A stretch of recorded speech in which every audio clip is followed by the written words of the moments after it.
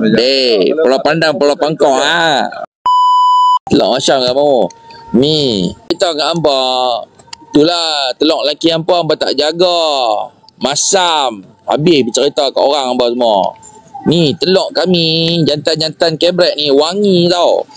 Kami pakai Yaya Empire Perfume Paradise, kami pakai apa lagi? Raja Perfume kami bubuh. Tapi macam saya tak, telok saya jaga elok. Pagi-pagi saya bubuh minyak atar malaikat subuh. Main gila kau. Telok kami tak ada masam ya. Tak percaya mai rasa. Burger paling sempoi mamu. Paling sempoi kambing kandak special cheese tarik. No marau. Dia main cheese tu tarik. Lestik hidung. Anak Arab dia pembohong. kami jual burger, telok ayam kami basuh, kami cuci dia elok. Telok kami semua. Siap spray lagi Yaya Empire Perfume Paradise, Raja Perfume. Macam telok saya sendiri memang saya jaga. Weh, apa benda ni?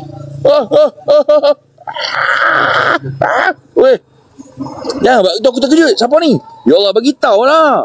Salah panen. Ningali bagi tahu saya terkejut. Kalau aku jadi lelaki dia depan-depan tu, aku tak rajang dia. Aku dan dia flying kick, aku ni cerai depan-depan tu tulis tak lah. Dia ingat apa? Anak ayam kala-kala. Nak jaga telur tau. Usung ke sana, usung ke sini tak bagi pecah. Nak bagi hang ya. Pedok 2 biji ni nak bagi kat hang ya. Isu telur yang favourite aku lah. Aku kira once upon a time ikon industri pelak Malaysia. Cara tak langsung hang bagi tahu kata kuat sangat. Telur yang sepatutnya duduk dalam Perbadanan Bekalan Air, dia dah duduk dalam indah water. Lepas tu dia dah duduk dalam indah water, dia pergi celup balik masuk dalam sistem pembentungan. Naga keluar lagi. Telur yang sepatutnya duduk dalam PBA, Perbadanan Air, dia duduk dalam tu elok-elok dia diam. Entah tak? Ataupun kadang-kadang dia pergi food court. Maksudnya dia duduk dalam Perbadanan Bekalan Air ataupun dia duduk dalam food court saja. Ini tidak. Telur tu dia dah masuk dalam indah water. Lepas tu dia buat keluar pula daripada indah water, dia pergi masuk pula dalam food court. Masuk dalam food court tu yang berlemuh itu habis berbiji-biji semua. Faham tak? Kita dulu salah seorang daripada seorang orang kata apa yang dia aktif dalam industri pengkotelan Malaysia. Kita terlibat secara langsung dan tidak langsung dalam industri pengkotelan Malaysia.